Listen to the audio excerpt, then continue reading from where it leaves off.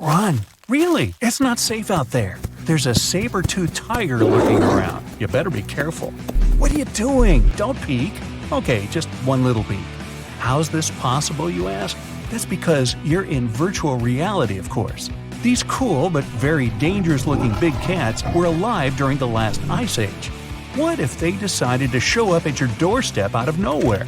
Knock knock, a saber-toothed tiger is waiting for you to buy its cookies. Meanwhile, the coelacanth, this massive-looking fish, comes from a lineage that's been around for over 300 million years. We thought they didn't exist anymore until 1938, that is, when a live coelacanth was found again. Since then, they've been roaming the waters of the east coast of Africa and the waters of Sulawesi, Indonesia. Man, I wouldn't want to go for a swim and meet one of these fellas face to face. Their jaw has an intercranial joint, which means their mouth opens up by a lot.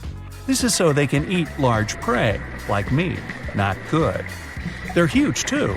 Imagine a fish that's as long as you're tall and weighing as much as an average human. The takahe, a flightless bird, was thought to be gone in the year 1898.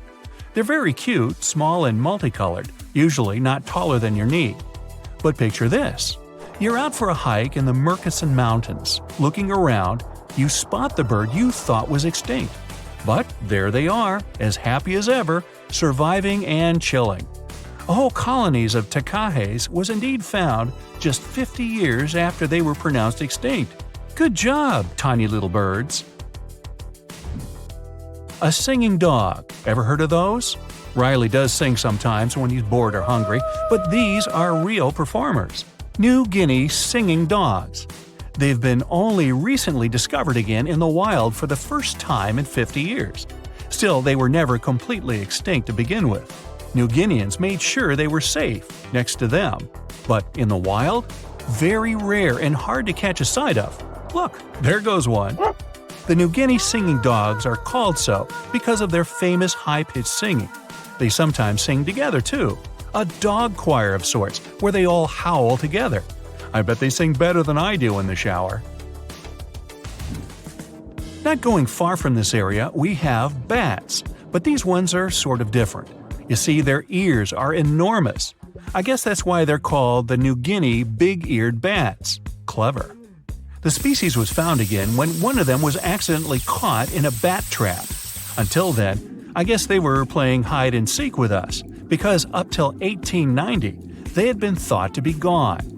They're still not out of the danger zone because of habitat loss. Imagine you discover a fossil of a species you thought had been extinct for a long time, yet 2 years later, a whole living group of said species is found. Well, this is exactly what happened in 1977 with the Majorcan midwife toad. It's sort of brownish in color with darker brown that makes up its skin spots. Other than that, it's just a small toad with googly eyes. The group of live toads was found close to where the fossil was, on the island of Majorca. There aren't many of them left, about 500 in fact, and as of right now, they're declared vulnerable by the International Union for Conservation of Nature. Now, are you a fan of tortoises? You will be when you take a look at this huge beauty. It's called the Ferdinanda Island Galapagos tortoise.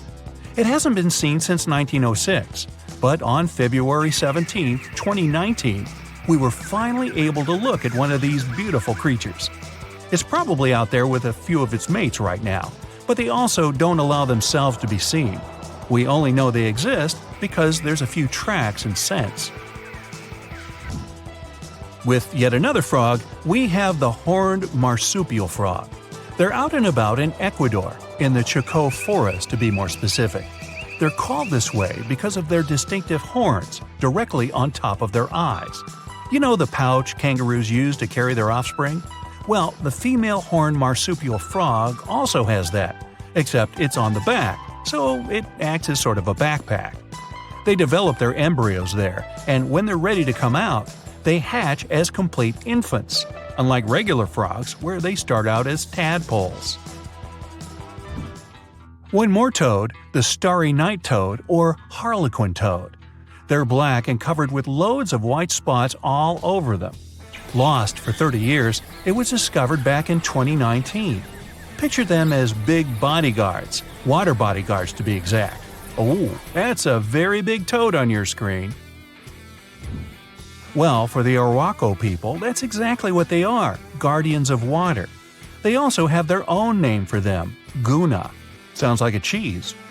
When scientists found them yet again, they came across 30 of these little creatures, but initially, they were expecting only one.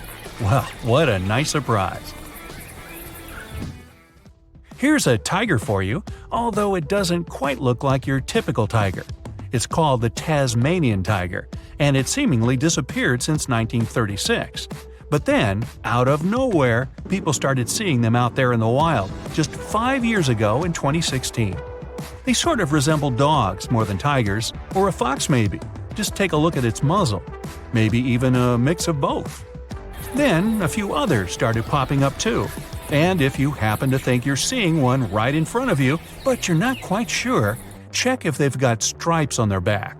They're definitely out there, but still technically marked as extinct by the IUCN. Okay, picture a horse that looks straight out of a movie scene. Tiny, gorgeous fur, very well behaved. It's tiny, but it's not a pony. It's a Caspian horse. They have an interesting backstory to them. They were discovered by Louise Leyland, who got married to an aristocrat in 1957. Having moved to Tehran, Iran, she didn't quite like how the horses behaved there, so she took matters into her own hands. She took a few people with her, and off they went to the Caspian Sea mountain. And in there, they found 3 of these beautiful tiny little horses. Well, that's how the story goes. Coming up next, a possum that was found in an unexpected place. Guess where? You have 3 options to pick from: hiding in a ski resort, in the Australian outback, or in someone's apartment in the bathroom. Which one do you choose? You have 3 seconds. The right answer is a ski resort. Yes, this possum is called the mountain pygmy possum, and it's originating from Australia.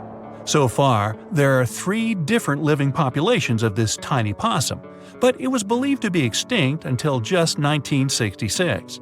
There are fewer than 100 of them, so the IUCN has marked them as critically endangered. Also from Australia is the night parrot, an absolute delight to birdwatchers. Very beautiful, yet mysterious. These little fellas live in very remote areas.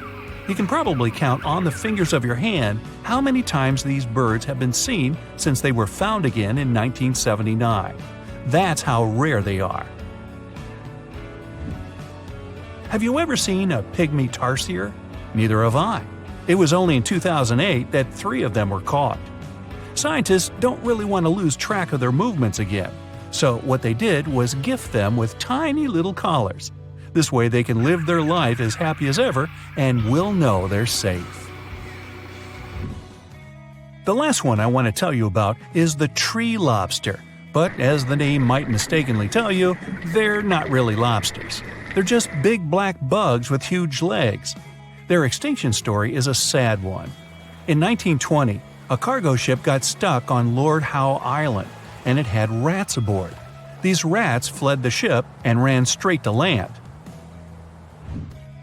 Even though tree lobsters are bigger than most insects, they're still relatively small compared to rats. The poor things never stood a chance. Still, in 2004, life shone again for these distinct critters. A pair of Australian scientists were out and about on the island and came across 24 of them. All of them were living beneath one single shrub. Hey, if there's enough space for everyone, it's not small, it's cozy.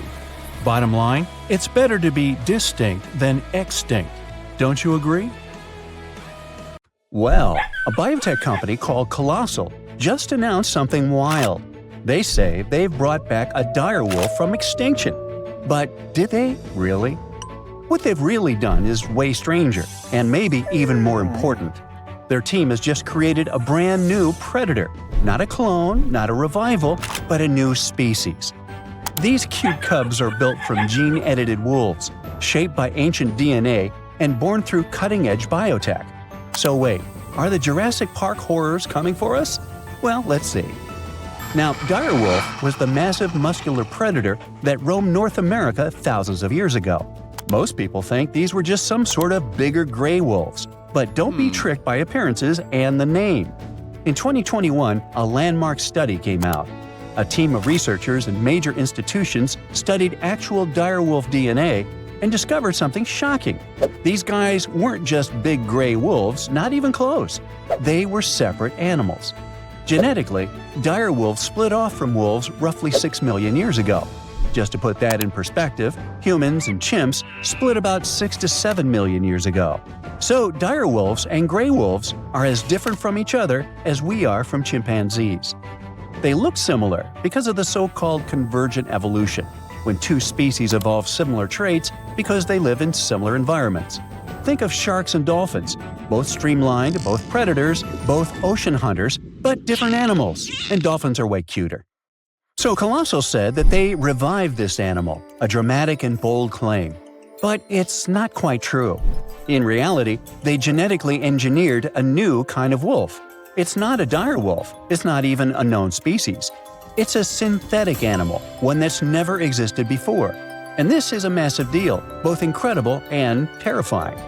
The company basically has taken gray wolves and modified their genes by mixing them up with some direwolf DNA they found.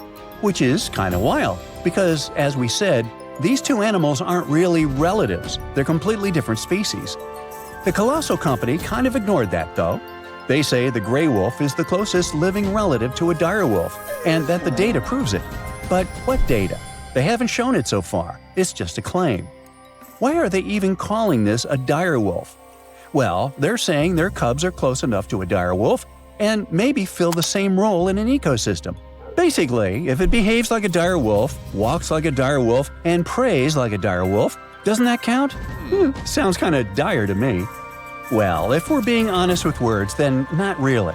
Biologically, genetically, evolutionarily, this is now a modified gray wolf. So, how good or bad is it? Let's figure it out. The good part is that the research like this might help us restore the planet's ecosystem and ecology. Colossal and similar teams are trying to develop technologies that could be used for especially important causes. We don't notice it in daily life, but species are quietly, constantly disappearing. Scientists estimate that over 1 million species are at risk right now. When ecosystems lose a species, especially because of humanity's actions, it's like pulling out a block of a Jenga tower. Too many missing blocks, and the whole thing wobbles. But Colossal believes that if we can't bring the exact block back, we can create one that fits closely enough to stabilize the structure. For example, they've also worked on cloning red wolf-coyote hybrids. This might help repopulate U.S. ecosystems where red wolves once thrived.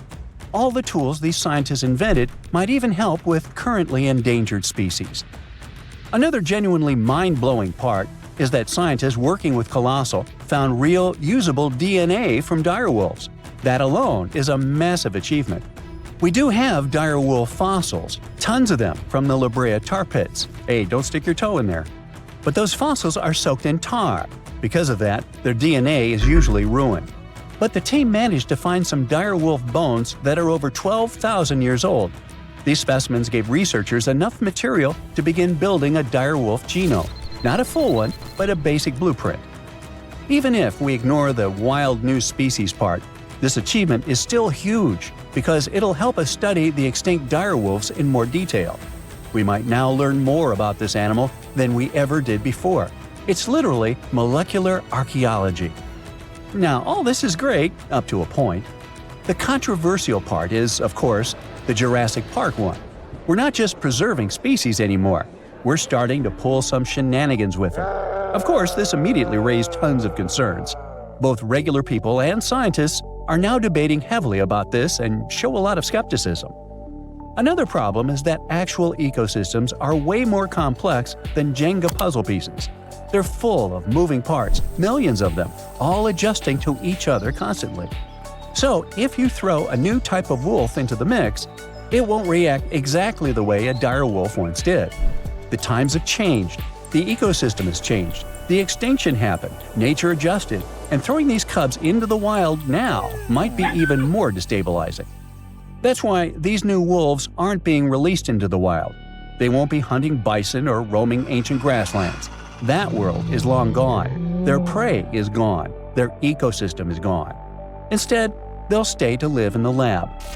But if we do start to put our own animals into the ecosystem one day, what happens when ecosystems start depending on human-made species to survive? Well, it's like I always say, it's nearly impossible to science your way out of a situation that you behaved yourself into. If you can't change the behavior, the science might only be flashy and not the solution. Anyway, all these are hard and important questions. For now, we might at least exhale with relief that no one is bringing the dinosaurs back. Yeah. DNA doesn't survive more than 1.5 million years, and dinosaur fossils are stone now, not cells. You can't clone from stone.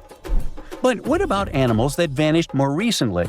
Creatures that once lived during the Ice Age, or even just a century ago? Those are within reach. The most famous example is the woolly mammoth. These shaggy giants once stomped across the tundras of the north, shaping nature by knocking down trees, flattening snow, and fertilizing soil. Their disappearance helped turn thriving grasslands into mossy, carbon-trapping bogs. Now scientists want to take preserved mammoth DNA from frozen remains, compare it with elephant DNA, identify the key differences, and create a new hybrid. Kind of the same thing we did with these new dire wolf cubs. It would be a cold-resistant, tundra-stomping, woolly-coated mammoth elephant. Like that. These guys would be close enough to fill the ecological niche that mammoths once held. Then there's also the passenger pigeon. Once the most abundant bird in North America, flocks so massive they could block out the sun, but we hunted them to extinction by the early 1900s. The last one, named Martha, passed away in a zoo in 1914.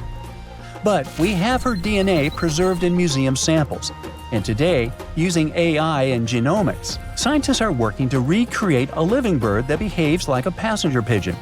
These birds could help regenerate forests, spread seeds, and restore a part of the lost sky. And finally, the Tasmanian tiger, a striped wolf-like marsupial that once roamed Australia. It was hunted to extinction in the 20th century. But its DNA is abundant. Museums collected pelts, fossils, and even preserved pups. This one was a keystone species, a stabilizer, a hunter that helped keep ecosystems in check. So they want to restore this one as well. The idea is to bring back extinct species using artificial intelligence, genetic sequencing, and the rapidly growing toolbox of biotech. But all this has to be done very carefully. Otherwise, the species could destabilize the environment instead of helping it. Now, on the good side, even if we never bring a mammoth back, this research is already saving lives. For example, the northern white rhino. There are only 5 left, and only 1 male among them. Extinction is practically written into their future. But using preserved cells and cloning techniques, scientists are working on rebuilding the population. In any case, it looks like we're entering a new era of biology, and this discovery is going to start a conversation that will be going on for decades. What do Paris Hilton and Chris Hemsworth have in common? Well, apparently, they both want to bring animals back to life. But we're not talking about making your favorite pet live forever. Nope. These celebs are actually helping a science company bring back animals that no longer exist, like the mammoth, the Tasmanian tiger, and even the iconic dodo. If everything goes according to plan, these fascinating creatures could be walking among us again by 2028. This groundbreaking effort is led by a company called Colossal Biosciences. At this very moment, they're working on a way to revive the core genes of animals that disappeared from Earth ages ago. The idea is to replicate those genes using DNA from a close, living relative. If that's all Greek to you, don't worry. We'll break it down a bit later. So, the mammoth is one of the animals they plan to bring back, and people are especially hyped about it. These incredible, massive creatures roamed parts of Africa, Europe, Asia, and North America until about 4,000 years ago. Some people might mix them up with modern elephants, but there are some key differences. For starters, They had huge curved tusks that curled inward and were used to dig for food. They also adapted to survive in freezing climates, like having 2 layers of thick fur to keep their blood warm. But mammoths and elephants do have a lot in common. The woolly mammoth shares 99.5% of its genes with its closest relative, the Asian elephant. That's huge because it means that mammoths are genetically closer to Asian elephants than Asian elephants are to African elephants, for example. The company's bold plan is to create a living, walking elephant-mammoth hybrid that looks just like the ones that used to roam the planet. This animal will look like, walk like, and even sound like a woolly mammoth, but most importantly, it'll be able to live in the same ecosystem that the mammoth left behind. If the scientists succeed in bringing back enough of these creatures, one of their big goals is to help restore the Arctic tundra ecosystem. But how do they actually plan to create the mammoth? Here's their plan. First, they need to find well-preserved samples of woolly mammoths in places like Alaska, for example. Then they'll need to sequence the mammoth's genome and the genome of its closest relative, the Asian elephant. The next step is to identify the important genes that made the woolly mammoth perfectly adapted to cold temperatures, like its shaggy hair, curved tusks, and dome-shaped cranium. In other words, they need to identify which genes make the mammoth, well, the mammoth. Now comes the interesting part. They will use top-notch gene editing tools, kind of like scissors, to cut the Asian elephant DNA and replace those spots with the mammoth sequence. This will allow them to create a new cell line and, later, an embryo. This embryo will grow inside a healthy female Asian elephant, who will be the surrogate. And just like that, a new, cold-adapted elephant will be born. Or at least, that's what scientists hope. Specialists predict that this Mammoth 2.0 could be on Earth as early as 2028. The reason it will take a while is that their gestation period is around 22 months. But if that deadline feels too far for you, there is actually a chance we could get a surprise a lot sooner. That's because some of the other animals they plan to revive have a much shorter gestation period, like Australia's Thylacine, also known as the Tasmanian tiger. The company is also doing whatever it takes to give this animal a second shot at life. And the good news is that the process seems to be well advanced. Recently, the group announced that the Tasmanian tiger's genome is about 99% complete. This animal was native to the Australian mainland and the islands of Tasmania and New Guinea. A big part of the Tasmanian tiger population disappeared over 3,000 years ago. But about 5,000 of them kept roaming around until pretty recently. It's believed that the last Thylacine passed away in 1936. To revive the Tasmanian tiger, scientists first need a sample of the ancient animal. So they took RNA molecules from a 110-year-old preserved head that had been kept in ethanol. The team was really lucky because it's rare to find old samples that are so well preserved, allowing scientists to use advanced DNA analysis techniques. And by that, I mean they did a full, complete analysis. By studying RNA samples from important tissue areas like the tongue, nasal cavity, brain, and eyes, experts were able to learn a bunch of interesting things about the Tasmanian tiger. They could figure out how its brain worked, and also what this beast could smell, see, and taste. By the way, these semi-nocturnal animals had a special appetite for small rodents, lizards, and birds. After finding the perfect sample, the process of reviving it will be pretty much the same as with the mammoth, but with an elephant as a DNA donor, of course. In the case of the Tasmanian tiger, its closest living relative is a small marsupial called the fat-tailed dunnart. Even though this animal is small, it is a ferocious carnivore. So experts believe the whole DNA editing process will work just fine with its sequence. Their goal is to turn a fat-tailed dunnart cell into a thylacine cell. To accomplish that, they did more than 300 unique genetic changes into a dunnart cell. So there is no doubt they're pushing all the boundaries to make the dream of reviving animals a reality. This project also plans to revive the iconic dodo. You know, that funny-looking bird from the paradisiacal island of Mauritius in the Indian Ocean? And here, things get a little trickier, since we don't know much about this creature, which has origins that go back about 23 million years. Basically, the only clues we have about what dodos looked like when they were alive come from a handful of drawings, paintings, and written descriptions from the 17th century. But since those pictures are all pretty different from each other, and only a few of them were based on real live dodos, we're still not 100% sure what they actually looked like. And as for how they behaved, well, we don't know much about that either. That's why reviving this long-absent legend will be super interesting and really enlightening. The sample they used to extract an old dodo genome came from a skull in the collection of the Natural History Museum of Denmark. And the dodo's closest living relative, which will provide the host cells, is the Nicobar pigeon, a gray bird with colorful features found in the Andaman and Nicobar Islands in India. If everything goes smoothly, in a couple of years we might see the fabulous and iconic dodo with our own eyes. Reviving animals might sound impossible, but science and technology together can be a real game changer, not only by protecting today's animals, but also by restoring species that disappeared from the planet long ago. Actually, we've already pulled this off.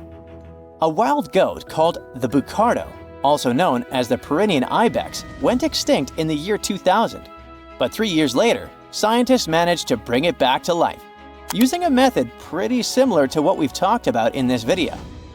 It took 57 tries, but one of them finally worked, and a bucardo clone was born. Unfortunately, the animal only lived for 10 minutes. You might think that wasn't a success, but it was actually a huge step forward in the whole animal revival field.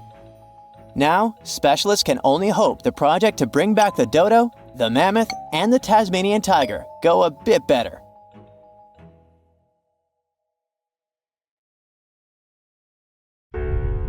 Now, if Earth's history were a movie, we humans would only take up the last second of the end credits.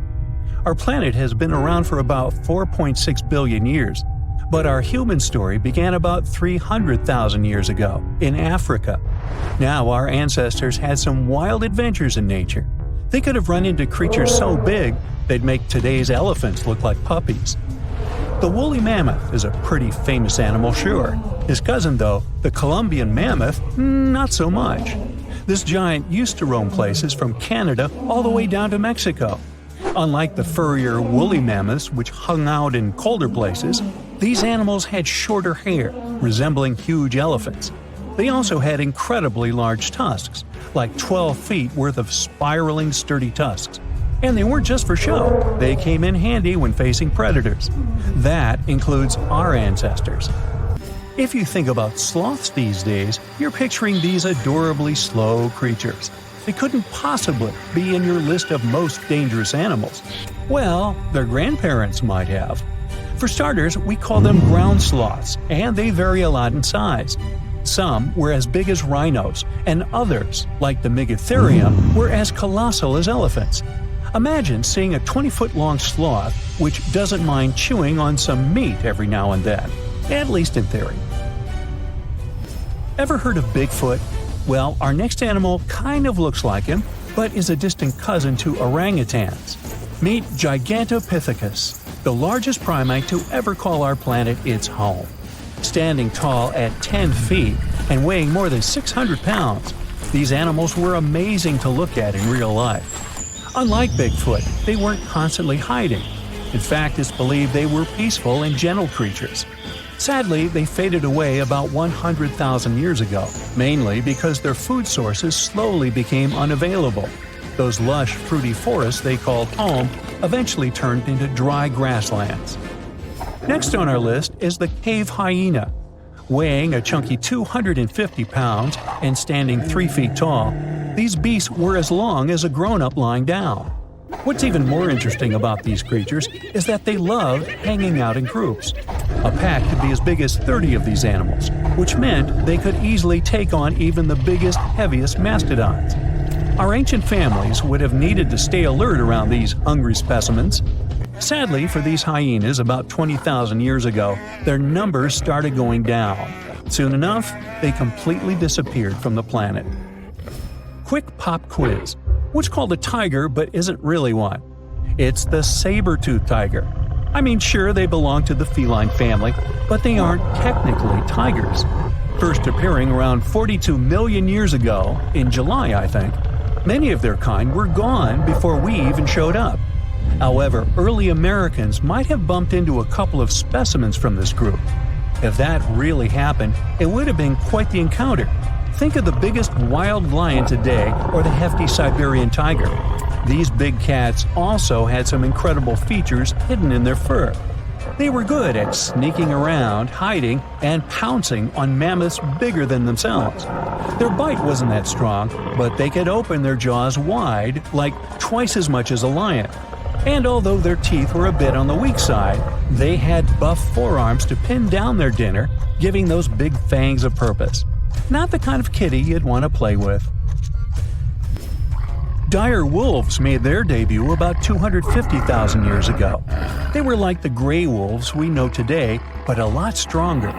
While wolves these days stretch out to about 6 feet and tip the scales at 170 pounds max, dire wolves were about 5 feet and about 150 pounds. Found all over North and South America, they had admirable jaws, biting nearly a third harder than their modern counterparts. Also, their favorite snack was horses. But just like many other majestic beasts of the past, they faded away around 10,000 years ago. Now, names can be deceiving. Take the American lion, for example. It's not really a lion, it's more of a panther's big cousin. The other part of the name is correct, though. They did live in America about 330,000 years ago. This feline was no lap cat either. They were at the top of the wildcat pyramid, weighing a colossal 772 pounds. That's like stacking 4 grown men on a scale. Even the mighty African lion would look a tad bit shy beside these beasts. With the muscle to take down a bison, you wouldn't want to accidentally interrupt their dinner. They parted ways with this planet around 11,000 years ago, right after the last ice age. Now down in Australia, about 50,000 years ago, I wasn't around then, there lurked a relative of the Komodo dragon, the Megalania. Experts love to have debates on how big it was. Some say it stretched out to 23 feet. Others think it was just about 11 feet long. Either way, they were basically mega-sized Komodo dragons with a dangerous bite. If you think bears are already big and fluffy now, let's introduce the short-faced bear. While this big creature stood on its hind legs, it towered at 14 feet. With long limbs, they could outrun today's bears, hitting speeds up to 40 miles per hour. These ultra bears sadly disappeared around 11,600 years ago. Now imagine a crocodile. Okay, imagine that same crocodile, only supersized, with sporty legs, doing its thing in Australia about 1.6 million years ago. Well, say hello to the quincana. These crocs were extremely large, reaching 23 feet. And no, they weren't lazy river loungers. These creatures really love spending time on land. They evolved to have strong legs for their chases and razor-sharp teeth designed for slicing, not gripping. When did we stop sharing beaches with them? About 40,000 years ago. The name elephant bird might not sound familiar, but try to picture a bird that stood tall, as high as a basketball hoop at 10 feet, and weighed as much as a small car, 1,500 pounds. Their eggs were equally huge, like 150 chicken eggs bundled up into one. Now, as amazing as these birds sound, there's a lot we still don't know about them. They're hard to study, as most extinct animals are. Still, some recent studies have given us some clues. Scientists have been examining ancient molecules from their fossilized eggshells. It's an awesome piece of evidence, since these birdie shells were thick, preserving precious DNA inside. Plus, there are tons of these eggshell fragments sprinkled all over Madagascar's beaches. Because of these findings, we now know these birds were herbivores and loved eating leaves and seeds. We also know the tiny kiwi bird is its closest living relative. Now, dodos were these amazing birds we also used to share the planet with. They're like distant cousins to Asian pigeons. To give you some perspective, imagine a chunky bird weighing about 50 pounds. Similar to chickens, turkeys, and ostriches, dodos were also the types of birds that couldn't fly. Their wings were small, and they had the muscle strength of, well, a wet noodle. Now, you might have heard the word dodo used as a name for creatures that aren't that bright. Don't get confused, though, by this name. These birds were in fact intelligent. Scientists were able to figure that out by studying their fossils. It turns out that they were good at smelling stuff, unlike most birds that are all about the visuals. These creatures aren't around for us to study anymore, but that might change. One evolutionary biologist is on a mission to fully understand these amazing ancient birds. On that note, she revealed that the dodo's DNA has been completely sequenced. There are even talks about potentially bringing dodos back to life. They would make a nice addition to the lovely beaches of Mauritius, the place they used to call home many, many years ago.